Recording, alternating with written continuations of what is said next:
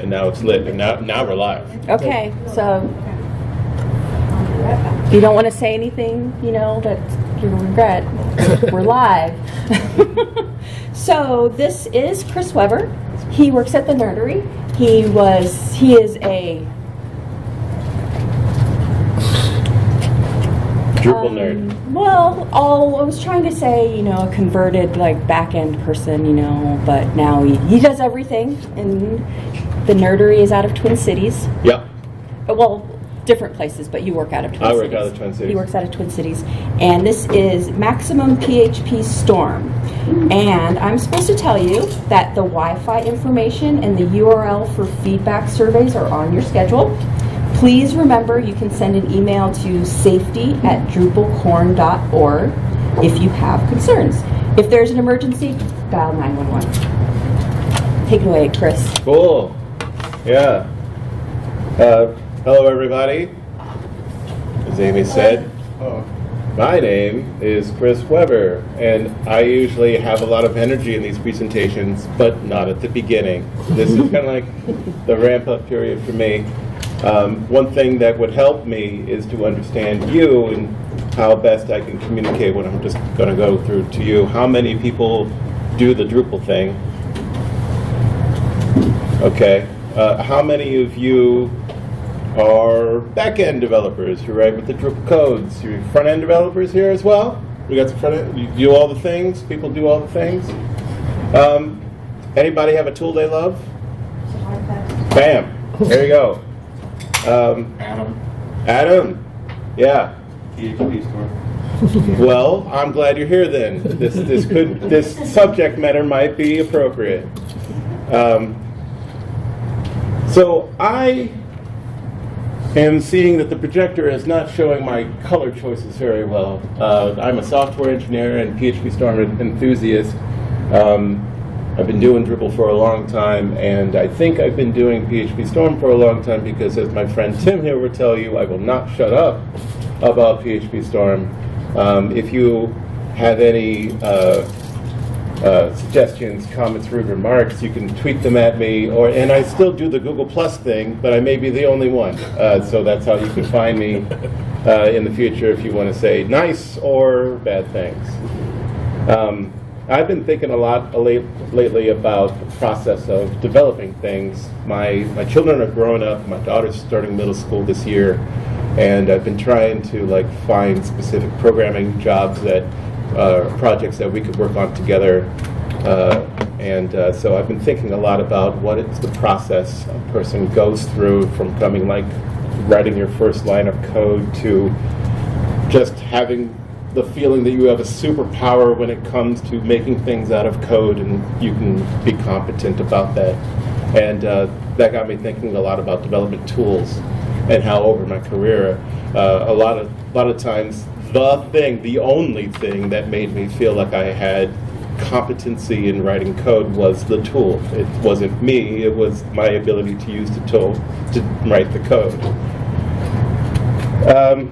And that makes a lot of sense because I've known a lot of individuals that are not programmers that have built competency in using specific tools. I've had people who are drafters and architects that know CAD real well, and that's the thing. You gotta spend years to learn the CAD thing, and then you can do the CAD thing to make the buildings. My father-in-law is a farmer, and every time I've ever had an issue with a car, he's like, "Oh yeah, you just go and you got to replace the brakes again." And so he's just bring the car in, drive the car to where he lives in Northwest Iowa, and he'll just be able to fix it for me. That kind of competency is super impressive, and it's certainly a skill that you could need if the zombie apocalypse ever happens. As developers, we tend to gravitate to being isolated in a tool. Sublime Text, the fancy one is VS Code, Atom, because they provide us with a very clean interface to work with and just enough things to get us started, and then you start diving deeper into the tool and become invested in knowing that tool very well. Despite the fact that this is a PhpStorm talk, I'm not here to tell you you should stop down those paths. In fact, I am here to encourage you to continue down those paths. This is not an Emacs versus Vi holy war. If you can gain a superpower by knowing Emacs, don't throw it away because someone told you to use VI. What I'm here to show you is that what I've learned going down the path of PhpStorm. Maybe these same things are available in your favorite tool, and search them out and try to figure out how to do those. As I mentioned, I love PhpStorm. I found it kind of early on, and now even at DrupalCons, when the PhpStorm show up, the PhpStorm folks show up and they've got their little booth, I walk by and it's like, oh, that guy. yeah, come on in, let's talk again. I've been able to find bugs in the thing and report them to them. I've met the person who wrote the Behat and the Drupal extension, and she's awesome. And I tend to be the person at work and at our user groups that you just don't bring the topic up around unless you want to hear, like, for a half an hour, like, what's so great about PhpStorm. That's another kind of how this talk started. I had a coworker of mine named Joe, and every day I would be like, hey, Joe, you know what's so great about PhpStorm? And he's just that weird kind of guy that be as enthusiastic as I am, despite not knowing what I'm going to be talking about. And then I decided to turn those comments into like a lightning talk that I gave at MidCamp a few times, which turned into this talk. Okay, that's the setup.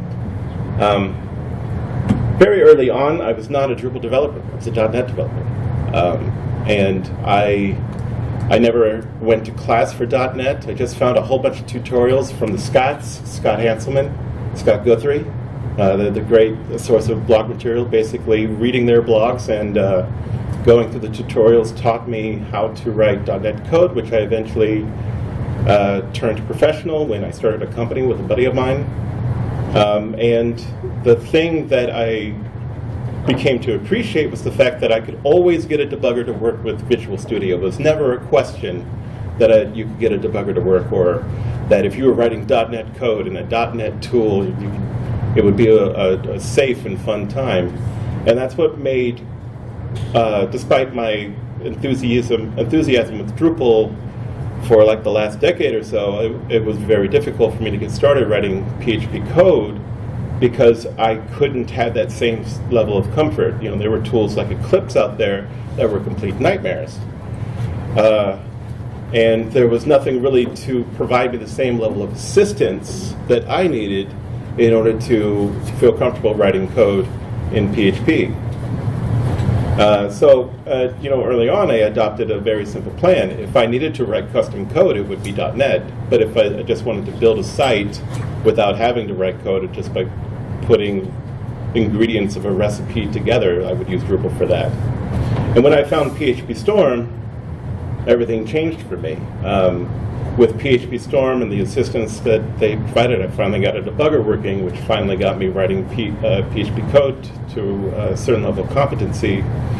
And ever since then, everything's just gotten better. That's been like 7 years or so. And I feel like with my ability to ramp up my knowledge of how to use PhpStorm, I've ramped up my ability to do competent professional work. So that's the journey we're going on today. We're going to go through the levels. Which, they're not like levels of a dungeon. But to me, it feels like these are the levels of skills that are important to a developer as they're coming to the tool, things that help out. And then finally, when you get to the point where you're able to do all this great work, the little things that frustrate you can be resolved too, adapting the tool for you. Okay. I'm going to be showing screenshots and videos. We'll see how that works. And I'll probably get to the point where I'm so energetic about what we're talking about that I'm going to switch to the code and do things. At the end, if you have crazy PhpStorm questions or things that you want to hear about, we'll get to that too, and hopefully we'll have enough time to go over everything.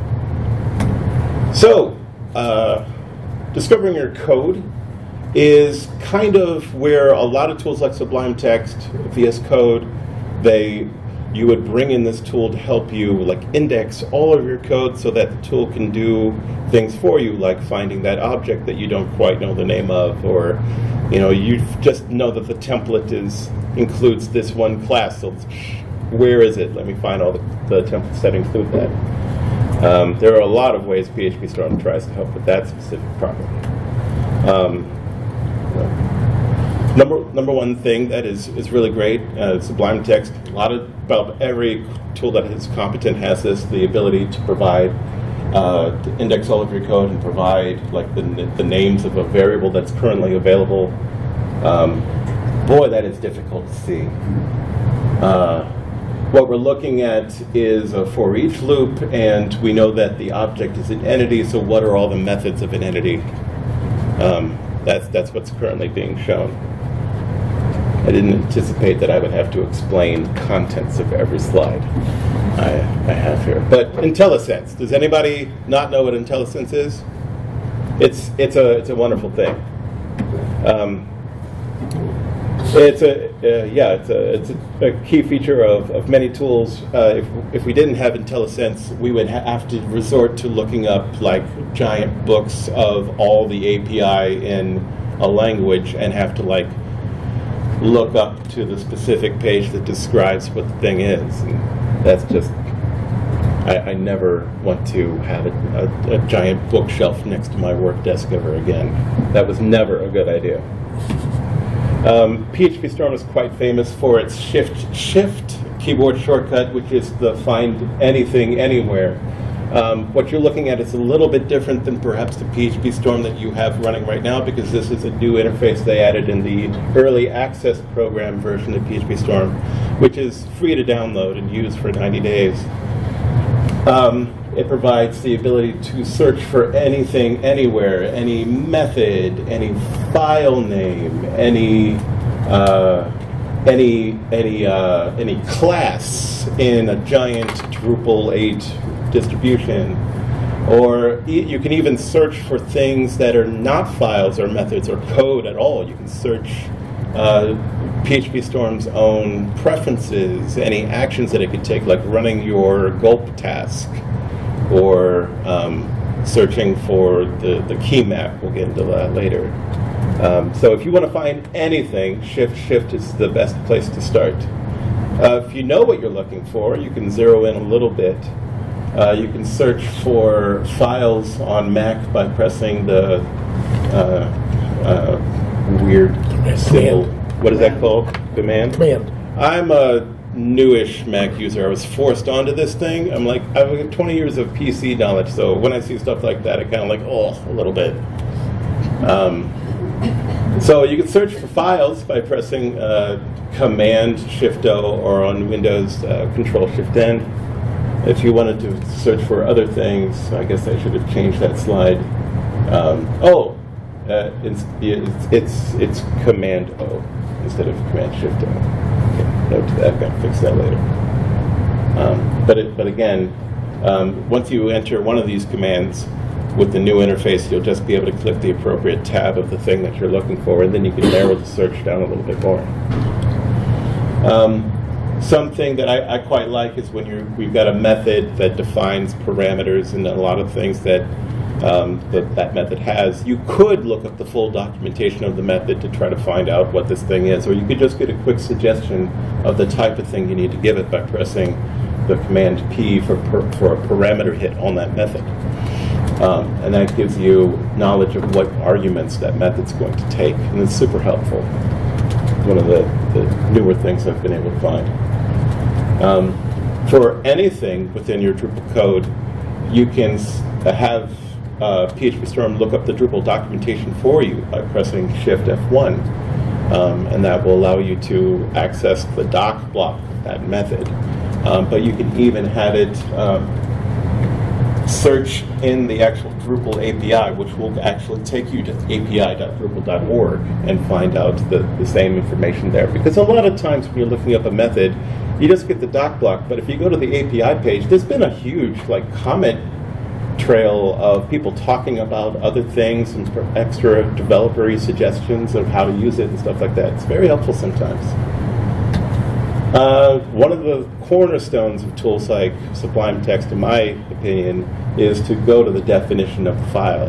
That's I think, a feature they added eventually, but it's super important to be able to solve the mystery of what's going on with this function, being able to go to the actual place where that code originates and be able to see not just the method, but what else is going on in context. All right, will this work? And will it be big enough to matter? So here I'm looking at the queue service to try to find out, like, what is the actual service name of that so I can inject it later? It's like, that's what I've been doing a lot. That's how to do go to definition. Okay, you're not. Okay, clicking, that works. The opposite of going to definition is having a method and finding every place where it's used. So you can press that other weird symbol, option, F7, in order to find out every place where it's used. And by being able to execute that command, you get this nice list of everywhere where that queue variable is used. I wish that would stay on the screen instead of like starting over like that. You would see every place where that method is used, and that could be super useful in solving mysteries as well. Didn't. I have to click again. So those are some quick ways to discover more information about what's going on. I love talking about this area of time and frustration savers, because when you're trying to solve a problem for a client and you've got to solve it now, you've already got enough frustration. You don't need added frustration. You need to resolve these frustrations so you can feel as if you've got everything you need in order to solve the problem. It saves you from panic attacks. Chris, I'm having problems with the F keys. I don't use them a lot. They're not working. Do you have one of those fancy Macs that hides the F keys? I think so. Well, they're there. They're just not working. Oh, but it's like the highlight of the button. You have to tell your Mac that you don't have it. You got like a function key, right? Yeah. You have to tell your Mac that you want the function keys to not require you to press. Right. So press the FN also. Is it the thing where you got to press FN twice and then it toggles? Well, I don't know about that, but there's a setting in this Mac's preferences where you can configure that behavior. Yeah. That was a big frustration for me too, because like on a Windows keyboard, you don't ever have to worry about that. Just wanted to put that in for you, Tim. You know that PC is better in that regard. F7 works for me. Function, as you said, function option F7.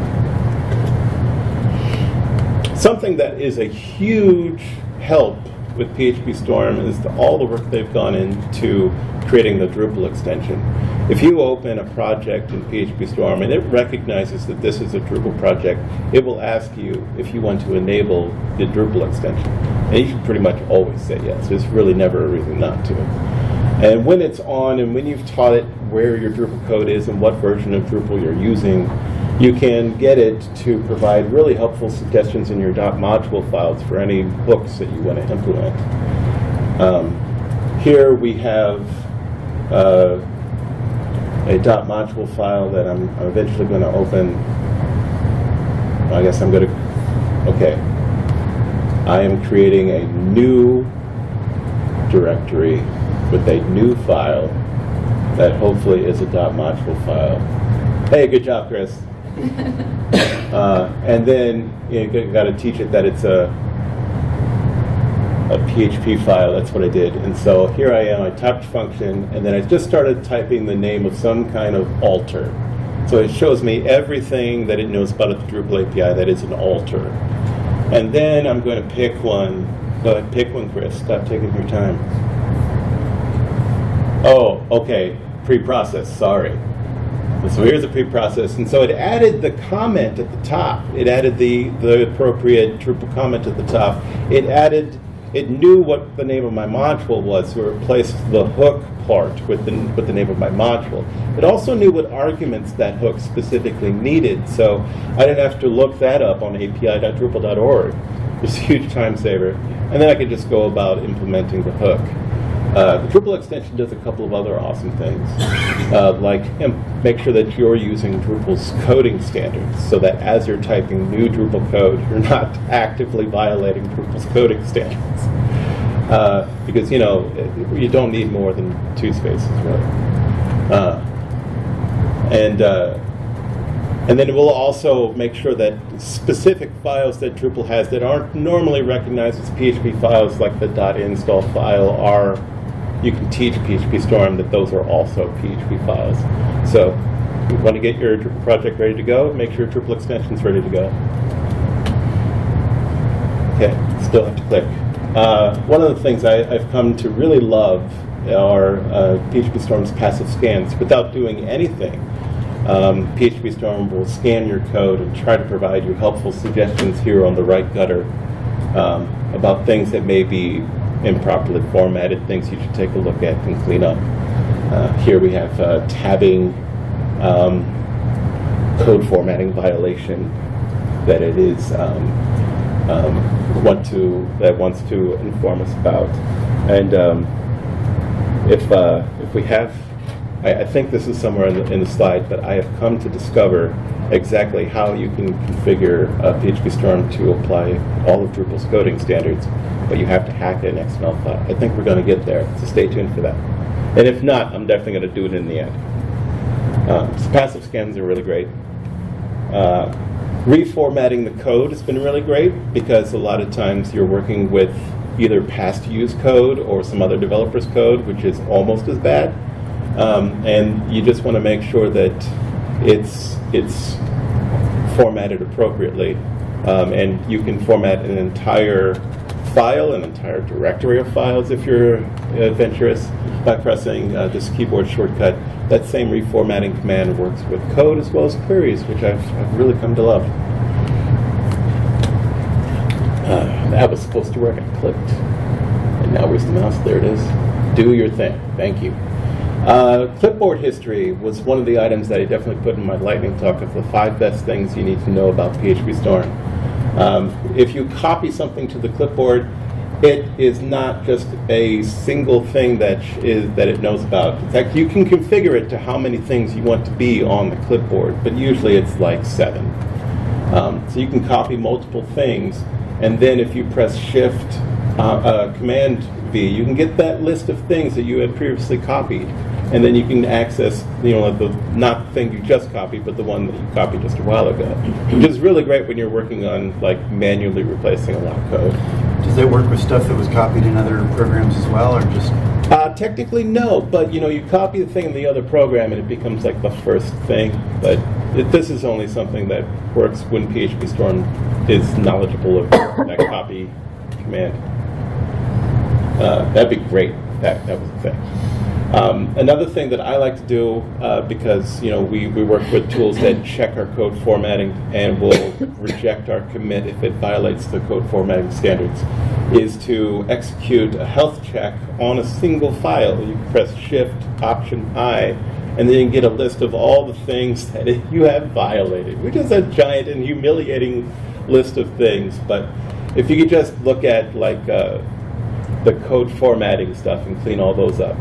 It's really helpful because you get this list of all the different places where that specific thing that it's objecting about is, and you can just go through its list and fix things. It's great. Another thing I really love about PhpStorm is the idea of a scratch pad. I used to work with a developer that would not use any tool that didn't have a temporarily screen that doesn't actually have to exist as a file in your project. You'd never want to include it into the project. Just some place to throw text you copied from a website, fix it up before you want to include it. stuff like that. That's what a scratchpad is. You can create a scratchpad, and when you do that, you tell it what code standard to comply with. So you can create, like, this is going to be an HTML scratchpad. This is going to be a PHP scratchpad. And all the scratchpads that you create aren't really lost. They're a part of your project, but not included into your code, not the directory. You can access all your previous scratchpads on the sidebar. We should put a screenshot for that sometime. Maybe this is a good time for me to switch over here. Here in your project directory, you got all kinds of stuff. And one of the things that you can include is all your scratchpads. This is a scratchpad I was writing when I was trying to figure out some Ajax stuff, apparently. This is just a scratchpad that I was doing to try to figure out some text changes. So it's really cool. Git Tools. Did you know that Drupal, PhpStorm has some really great Git tools, which has been a source of argument for me and other developers who argued the point that if you're not executing the Git commands from the terminal on a daily basis, you're going to lose those skills and not know it when you really need to know it. And to that I say, horseradish.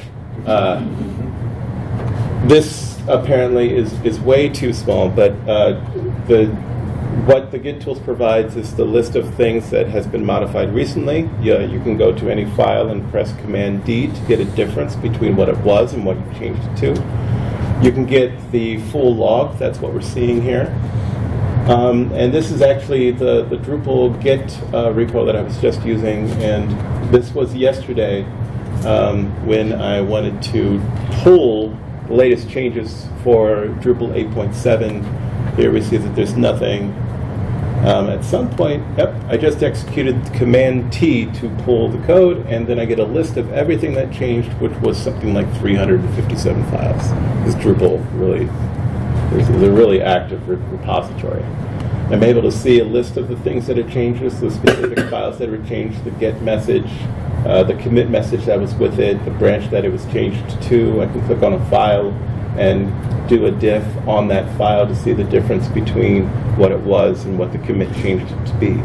So if you're doing a code review for another developer, if you just want to see how did we get here, you were trying to do like your own manual git blame process, you can go through the log and just see on a commit by commit basis what changed that file. There's tons of filters, by the way, too. So if you ever really want to do that git blame process, you can have it filter for a specific person you think caused the problem, or a specific file where you know the problem is, and be able to get a more filtered list of every change that happened. Git's really great for tracking down stuff like that. One of the recent things I've discovered about PhpStorm that is so great is the favorites menu. It's been there this entire time. It's been there for the 7 or plus years I've been using PhpStorm, but I never tried to use it, and it's awesome.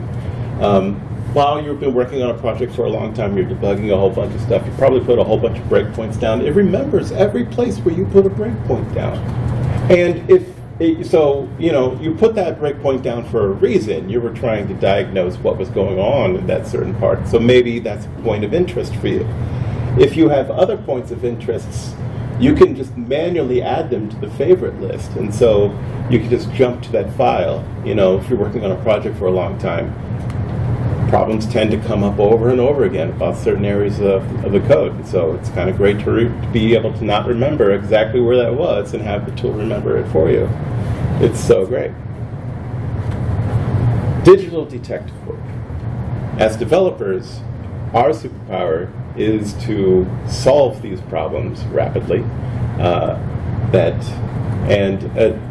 couple of common techniques tend to come up on how we use our superpowers in order to solve these tools. So it's kind of, this section is all about how to use PhpStorm to solve tricky problems. Number one thing that I believe separates an early developer to a more senior developer is proper use of a debugger and actually getting a debugger working. It was certainly an inflection point for me when I was doing my own PHP code writing. PhpStorm says that they have a zero configuration ability to turn your debugger on, but that isn't always true. The idea is that there would be this icon, the phone. You would pick up the phone, and now you're listening to your browser's debugger messages that it would be sending. But if you're having problems with your debugger, here's a quick primer on how to get things going. Does your PhpStorm know how to talk to your debugger? They're quite possibly you've set your PhpStorm in a way where it doesn't know how to talk to its local PHP. You need to go into the PHP setting preference and tell it in the window behind this one which PHP in the local device that it should use. A lot of times I'm working with virtual machines, and so that's even trickier. It knows how to connect to a remote PHP, the PHP that's inside the virtual machine. It's capable of doing that. And so what we're seeing on the screen is here underneath the PHP executable, it's saying which version of PHP that it's using, exactly where on the machine that it is, and whether or not you've got a debugger working, which that is so small you can't see it, but it says that there's no debugger. Which screen are we looking at? We're looking at the one I was just going to, man. No, I know, but right here, this screen right here, which is the PHP executable screen, and it's saying that there's no debugger. So, you just need to solve that problem first. Does your PhpStorm actually have a debugger working? Get that debugger working, go back to the screen, and make sure that PhpStorm agrees that the debugger is working. Now that your debugger is working and it's supposedly listening to it, but you're not hitting your breakpoints, maybe it doesn't know how to find your code. A lot of Drupal projects put the vendor folder outside of the main doc root, so maybe it doesn't know about that yet. Tell it to break at first line. So that way it'll break in the index.php, and it'll break at something. And once it does break at the first line, if you can get that far, just tell it to step into the code one by one. Eventually it'll get into the vendor folder, and it'll be like, I don't know what to do here, and you can teach it like where that vendor folder is. Okay. If you get that far, then you can see if maybe there's something going on in your code, like a condition that will never be met, that makes it so that your breakpoint will never go. Try to break earlier in your code to see if it could hit a breakpoint earlier in the process. Break earlier, and then make sure that works. And if all that doesn't work, you can try to do more aggressive methods, like actually implementing the xdebug_break function, which will force a breakpoint there, and try stepping into the function one by one. As a digital detective, start with the clues that you know and work from the facts that you have to get to the facts that you're trying to get to. Okay. I think I handled that poorly, but if you have questions, we'll get to that. Database console is a wonderful thing, especially if you're working with a project that has Docker or a virtual machine. It's sometimes super hard to get to the database that's inside those containers. But PhpStorm has a database console that you can configure in order to connect directly to there. Then you won't have to write your queries on a terminal. You can write your queries in a query editor that has Intellisense and help. A lot of times you just need to know what kind of database you've got, usually MySQL. And then, oh my God, that's so small. Oh, well, maybe if you watch this video later, you could actually see this, but you just basically need to be able to connect to have some kind of SSH command. If you already know the SSH command that allows you to connect to the database in there, all you need to do is provide that information here. Here, what you don't see is the actual name of the database. The user is Vagrant. I'm using SSH in order to connect to it, and then I provide the key file of the virtual machine in order to connect. And then over here, I just need to do simple stuff like localhost, the name, the database user information. Like once you're inside the Docker instance or inside the virtual machine, what kind of database name would you need to use? Usually localhost. Usually the username is Drupal. The password is Drupal. And then you can execute this test connection, and if it comes up green, you're good.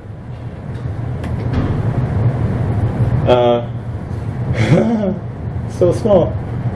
And then once you're into the database, that work pays off. You get a list of all the tables that you have. It knows proper formatting of queries. It uses Intellisense to know the tables that are in there, not just the tables, but the fields that are inside the table that you've chosen.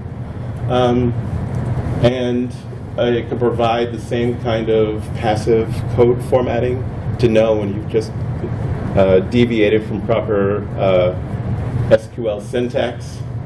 And you can execute the query. Where there is, I reformatted the query using Shift Command L. There we go, into proper syntax. In the bottom right, yeah. little square brackets probably will do full screen of it. Oh, that's what you're talking about. Yeah, let's do that.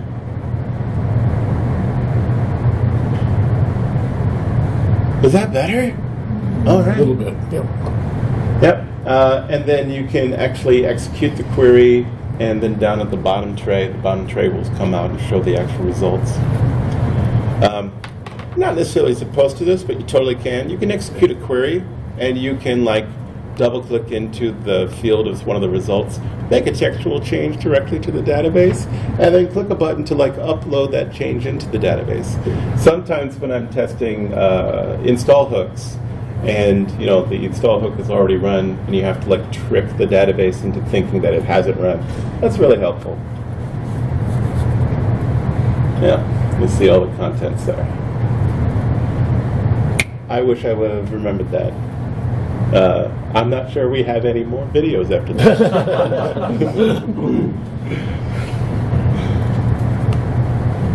Okay, it's run its course. And now, let's cover how we can adapt PhpStorm to you. I've definitely worked with people that have very specific requirements of their IDEs, and it's super frustrating when you're forced to work with it the way the tool wants you to work with it instead of the way that you want to use the tool. The tool should adapt to you. You shouldn't have to adapt to the tool. One of the things I love about PhpStorm is the fact that you can create any kind of shortcut you want. There's something in the preferences called key map, and the number one thing that frustrates me is like I like to open lots of tabs, and I want to be able to get to the point where it's like this is too much. Wipe everything away. Let's start over. And so there is a command where you can like right-click a tab and say close all tabs. But there's no keyboard shortcut for that. So the number one thing I do whenever I install a brand new version of PhpStorm is I set that keyboard shortcut. Oh, here's another video.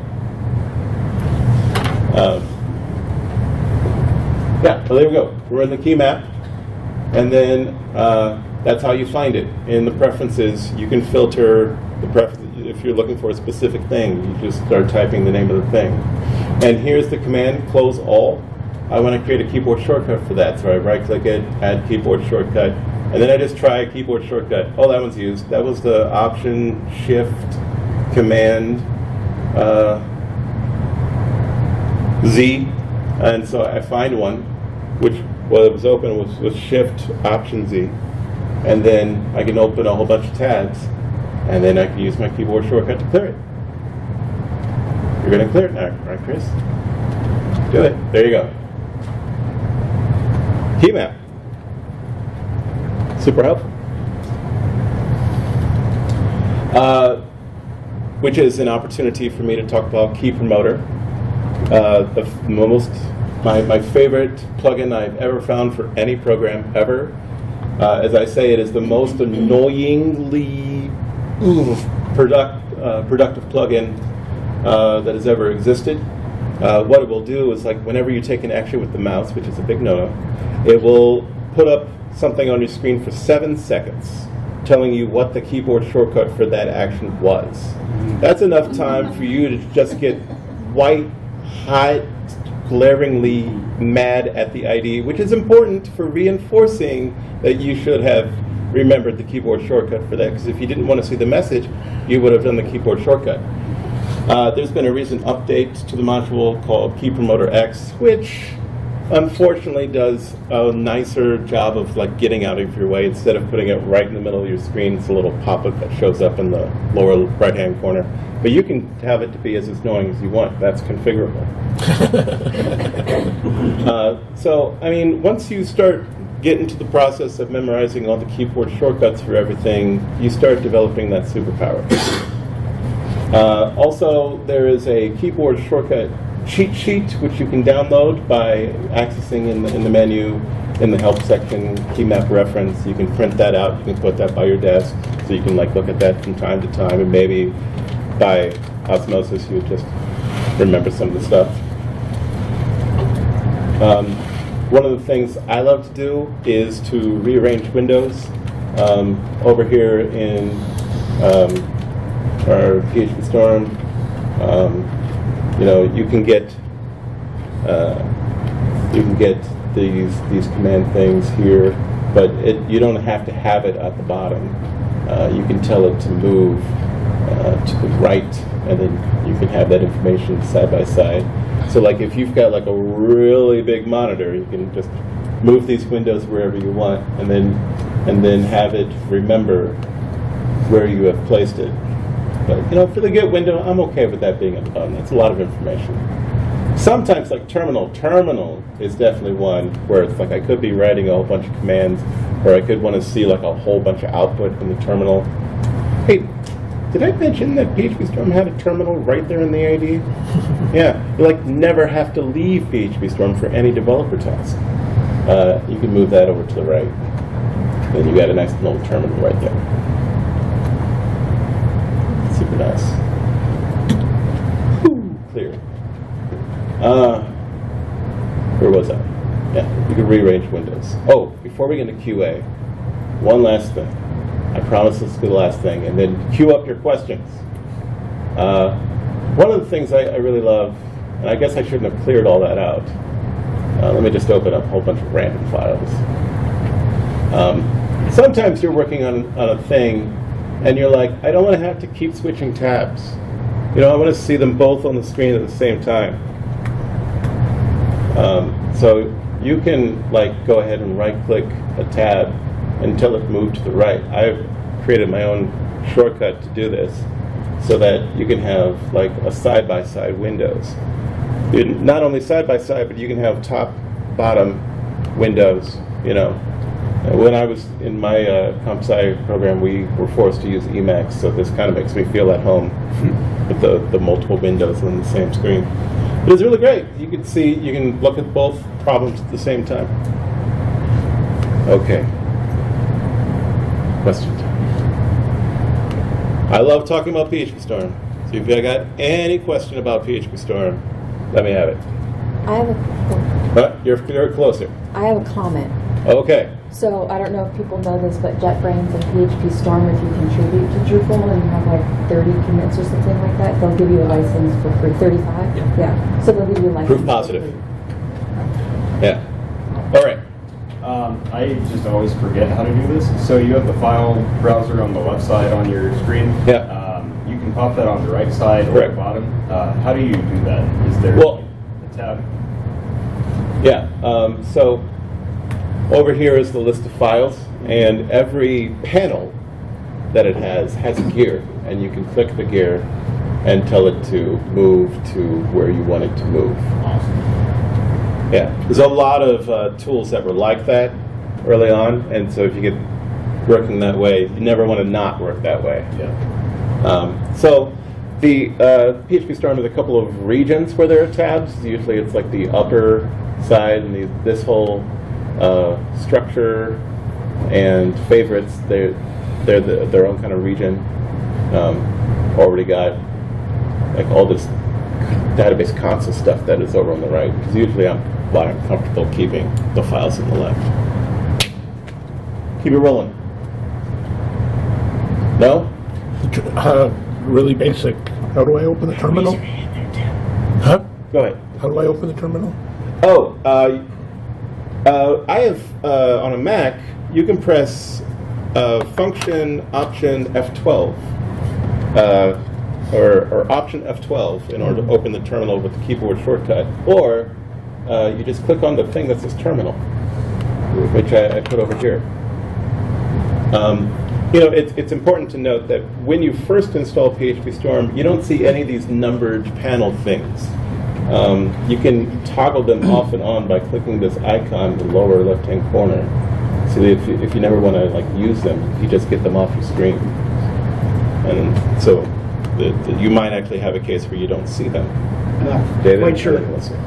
how to ask this, but Okay. when I start PhpStorm, right, I see this "Welcome to PhpStorm" Yes. pop up, and there's a list of projects, and the project name is usually what they're showing is the name of the directory, which in my case is usually something unhelpful like web or htdocs. How can I change that to show me something more useful? Well, I can see the path. try not to go immediately to the answer of hacking the configuration file that finds the project. Never actually had to do that. Could you use the enclosing folder that has a more helpful name as the root of your project? Yeah, there's ways of hacking it like that, like maybe you could do something like that. But I suspect where the answer is in the project configuration itself, which I'm assuming would be somewhere in this menu. But I have never had to do that. Sorry, I don't know that I one. can figure it out. Okay. I just thought you really know quickly. Yeah. I'll hunt that one down. Listen. So one thing that I really miss about Sublime is that it had the preview of like the entire file to the side. Is there something like that? Preview of the entire file. To So it was the like side. a mini of all of the code on the side. See, it's Like if you hovered over the file. Oh, kind of like a map of the Yeah. code. I don't think something like that is in PhpStorm, where you can like see a little snapshot of the size of the. If you do, I think shift and you're searching through the project, and Yeah. that's that little. Shift, searching for a project will find specific files, but in the context of looking inside a specific file, instead of getting what you're looking for, you get like a color map of places you should look out for, places that are notable. You know, like, do you have an error? That would be red. Do you have a code formatting violation or a warning? That would be yellow. Yeah. So that's available, but. There's a plugin for it. Oh, really? Yeah. Code Glance. Code Cleanse. Code Glance. Code Glance. So this may be a good time to talk about plugins. If you go into the preferences, you start typing lug. I can't see what I'm typing, so I'll look at the keyboard. Plugins. You get a list of plugins, and you can go out to the marketplace and search for things like Code Glance. And then just installing it will just bring it right in. You start the ID and then come right back where it's supposed to be. How big is PhpStorm? Like how much of your computer does it take over? That's a very good question, and the answer is big. It's a pretty massive IDE. Code-wise, things you have to download, it's probably less than 300 megs. Memory-wise, it can be pretty intensive. It's doing a lot of stuff for you, but not as intensive as Chrome. So there you go. I just installed it. It was 675 meg for the application itself. The download is 300 megs. Well, look at there! Look at that! That's nice. Yeah. There you go, Alyssa. Yeah, code glance. Yeah. Thanks, David. So I promised I was going to go over how to set up Drupal to work with coding standards, and I'm definitely going to do that right now. So in PhpStorm, there is collaboration. It can work with PHP Code Sniffer, and in the inspections, you just need to turn on. But when you do that, it knows the Drupal and Drupal practice coding standards, but it's hardwired to only use one of them, which is super frustrating. So what you got to do is you got to tell the inspections to use PHP Code Sniffer, and then you got to pick the one that wasn't using, so it can save that setting. Cool. That's step one. Step two is to open the terminal and to get into where that configuration was saved, so you can hack the configuration. That's located in the idea folder. The idea folder is where PhpStorm shoves all of its stuff. It's in a hidden folder, so you're not supposed to commit that. And inside there is another directory called inspection profiles, and in there is a single file named project default. So you just access that file, and it's a bunch of stuff. And right there is where it defines the coding standard. And all you got to do is you got to go on over there and you got to change Drupal practice to be Drupal, comma, Drupal practice. And then you save that. There you go. I'll click this refresh button because apparently that's necessary to show this next step. You go back into the sniffer validation, and there it is, Drupal and Drupal practice. So we can pick on a module, which since we moved this over here, it's over here now. That's fine. So let's pick on path. Let's look up the path module, path.module.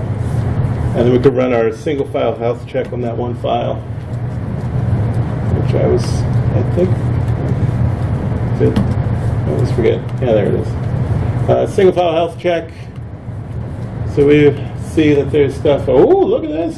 A couple of code snails. Quality Tools says that there's one code formatting violation. Congrats on only having one, despite the fact that you have 3 methods. And what are they calling out? If line declaring an array spans longer than 80 characters, it should be broken up. So Drupal coding standards thinks that's a code formatting violation. If you're taking over somebody else's code, or if you're taking over code that you wrote a long time ago, it is helpful. You can find all the code formatting violations this way. And a lot what I've been doing lately, I don't think I'm trolling. It's not a troll. Somebody contributes a new module, and I'll check out the repo and I'll find out how many code formatting violations is. I'll fix it up for them and I'll send them a patch. That's not trolling. It's helpful. Mm-hmm. Yeah, it's helpful. Any last questions? There's a lot more PhpStorm knowledge that's out there. You can find it if you search. PhpStorm folks do a great blog, a great video series, or if you have any specific questions, come find me later. We'll talk. Thank you.